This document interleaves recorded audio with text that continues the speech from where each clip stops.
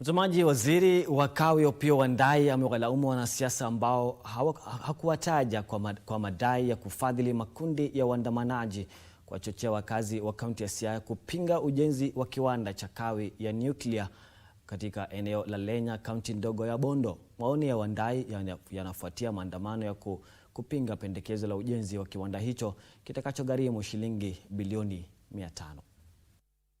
Kiwanda cha kawi ya nyuklia kilichopendekezwa kujengwa katika kaunti ya Siaya kinatarajiwa kuzalisha megawati 2000 za umeme kama sehemu ya mkakati wa taifa wa kupanua vyanzo vya nishati na kufanikisha upatikanaji stima. Maandalizi ya ujenzi wa kiwanda hicho tayari yameanza, ukiwemo ukaguzi wa maeneo 9 yanayolengwa. Hii mradi ya nuclear power plant ni mradi ya maana sana. Hii ndio itakuwa mradi wa kwanza wa nuclear power production katika hii nchi ya Kenya. Na kwa bahati nzuri Mheshimiwa Rais na serikali yake wameamua kwamba hiyo mradi iletwe hapa Siaya County. Wandayi ametetea mradi huo akisema Kenya haina budi kutafuta mbinu za kuzalisha kawi zaidi kukidhi hitaji linalozidi kuongezeka.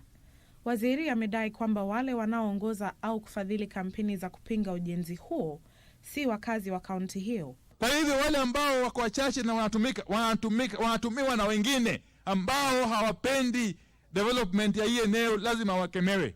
Mbali na kuhakikisha upatikanaji wa kawi, Wandayi anasema kiwanda hicho pia kitabuni nafasi za ajira kwa wakazi na wenye biashara. Kama wananchi wa eneo hili wa kaunti ya Siaya, lazima tushukuru serikali kuu. Na lazima tuwe katika mstari wa mbele kuhifadhi hiyo mradi na kuiunga mkono ili itekelezwe haraka iwezekanavyo. Vikao vya kukusanya maoni ya umma kuhusu ujenzi wa kiwanda hicho vilianza mwezi Julai, huku serikali ikisisitiza kwamba ufanisi wa mradi huo unategemea ushirikishi wa wananchi. Ndotamo Kami, Kurunzi Mashinani.